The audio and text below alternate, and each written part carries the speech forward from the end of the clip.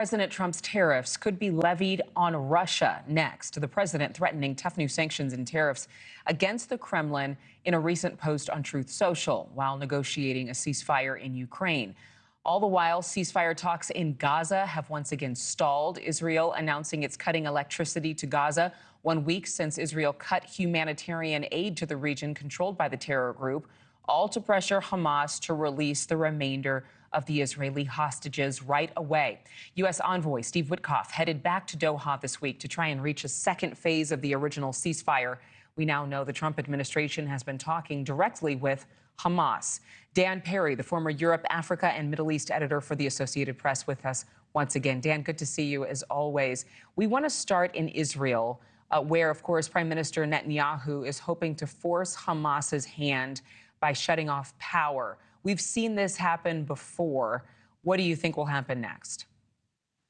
Look, Hamas historically has not been particularly susceptible to pressure that basically makes the population suffer because they do not care about the population suffering. The electricity is relatively speaking, a more tolerable measure for Hamas and for the population. But if they really cut off water, as some in Israel are threatening, or if food starts to run out, although they do have several weeks, I think, in storehouses at present, then that might start to look different.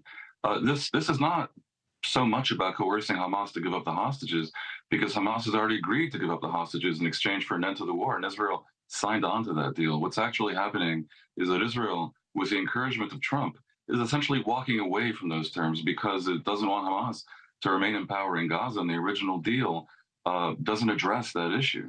So on one hand, it's a violation of the agreement. On the other hand, it's in a pretty good cause because the outcome of Hamas remaining in power in Gaza is terrible for everyone. And what really I think is happening behind closed doors, maybe, under in some kind of subterranean fashion, is that Israel, with the assistance of the U.S.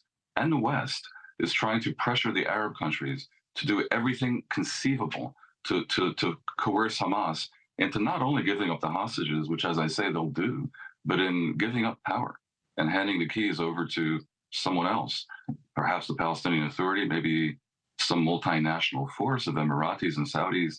That remains to be seen. You mentioned the strong arming being done under, of course, the agreement with President Trump, forcing essentially, or at least insinuating, that he is fully behind Prime Minister Netanyahu changing the terms or being a little bit more forceful with Hamas. But wouldn't Israel say that it was Hamas who originally violated the terms of the original peace agreement? I remember that being talked about in these discussions. You mean of the original truce agreement from 2 months ago? Yeah, they might say that, but that would be being economical with the truth. Hamas staged various stunts while releasing hostages that were offensive to a lot of people and to me, and amounted to psychological tactics to create depression and pressure on the Israeli public. But they did stick to the fundamental terms of how many people they released, who they released, according to the timeline that was agreed. The basic issue is that Israel was never really comfortable with a deal that left Hamas in power in Gaza. And indeed, Netanyahu faces the not implausible outcome of his coalition falling apart if he goes ahead with the deal. It'll be interesting to see what actually forces Hamas's hand. Before we let you go, Dan, I've got to ask you about these proposed sanctions on Russia. What do you think is happening behind closed doors as President Trump and President Putin have these conversations, but on the outside, we're hearing about the Kremlin potentially facing more sanctions from the U.S.? Yeah, look, Trump has been under so much pressure for having appeared to become a Putin puppet because of the way he's adopted Kremlin narratives in the past 2 or 3 weeks, that I wouldn't consider it impossible that much of this is basically for show. But there are still sanctions that can be implemented against Russia. Russia has not been fully kicked out of the SWIFT banking system.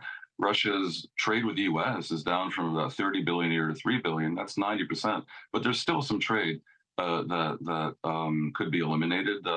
U.S. could impose punitive measures on banks and companies doing business with Russia. So there's more to be done. But that said, we talk about Hamas being impervious to pressure. Putin even more so. I have difficulty seeing Putin giving up his basic war goals because the already stupendous economic sanctions have been ratcheted up somewhat.